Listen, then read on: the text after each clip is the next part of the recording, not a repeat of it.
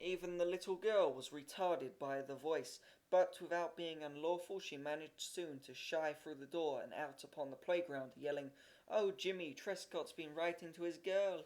The unhappy Jimmy was following as closely as he was allowed by his knowledge of the decencies to be preserved under the eye of the teacher. Jimmy himself was mainly responsible for the scene which ensued on the playground. It is possible that the little girl might have run, shrieking his infamy without exciting more than a general but unmilitant interest. These barbarians were excited only by the actual appearance of a human woe. In that event they cheered and danced.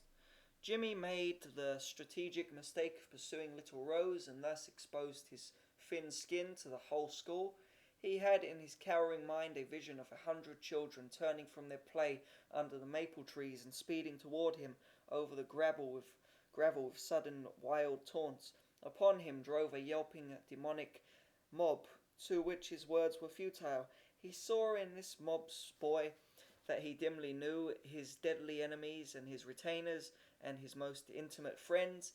The virulence of his deadly enemy was no greater than the virulence of his intimate friend. From the outskirts, the little informer could be heard, still screaming the news, like a toy parrot with clockwork inside of it. It broke up all sorts of games, not so much because of the mere fact of the letter writing, as because the children knew that some sufferers was at the last point, and like little blood-fanged wolves, they thronged to the scene of his destruction. They galloped about him shrilly, chanting insults. He turned from one to another, only to meet with howls. He was baited. Then, in one instant, he changed all this with a blow. Bang! The most pitiless of the boys near him received a punch, fairly and skilfully, which made him bellow out like a walrus. And then Jimmy laid desperately into the whole world, striking out frenziedly in all directions. Boys who could handily whip him and knew it backed away from this onslaught. Here was intention, serious intention. They themselves were not in a frenzy, and their cooler judgment respected Jimmy's efforts when he ran amuck. They saw it was really none of their affair. In the meantime, the wretched little girl who had caused the bloody riot was away by the fence weeping because boys were fighting. Jimmy several times hit the wrong boy. That is to say, he several times hit a wrong boy hard enough to arouse also in him a spirit of strife. Jimmy wore a little shirt waist. It was passing now rapidly into oblivion. He was sobbing, and there was one blood stain upon his cheek. The school ground sounded like a pine tree with 100 crows roost in it at night. Then upon the situation there pealed a brazen bell. It was a bell that these children obeyed, even as their older nations obey the formal law which is printed in calfskin. It smote them into some sort of inaction. Even Jimmy was influenced by its potency, although, as a finale, he kicked out lustily into the legs of an intimate friend who had been one of the foremost in the torture.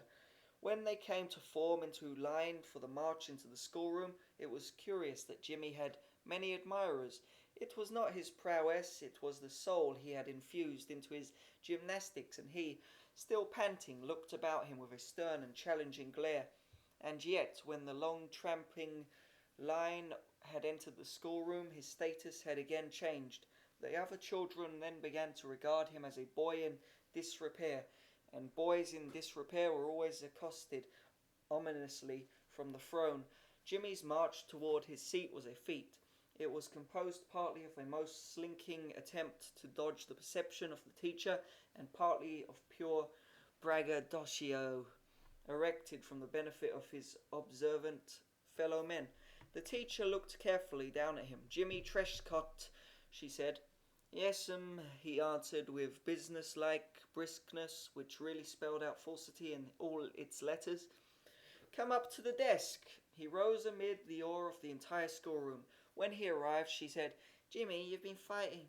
"Yes'm," he answered. This was not so much an admission of the fact, it was a concessional answer to anything she might say. "Who have you been fighting?" she asked. "I don't know 'em." Whereupon the Empress blazed out in wrath. "You don't know who you've been fighting?" Jimmy looked at her gloomily. "Know 'em." She seemed about to disintegrate to mere flaming faggots of anger.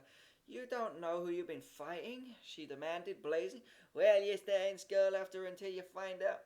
As he returned to his place, all the children knew by his vanquished air that sorrow had fallen upon the house of Trescott. When he took his seat, he saw gloating upon him the satanic black eyes of the little gold-edged girl.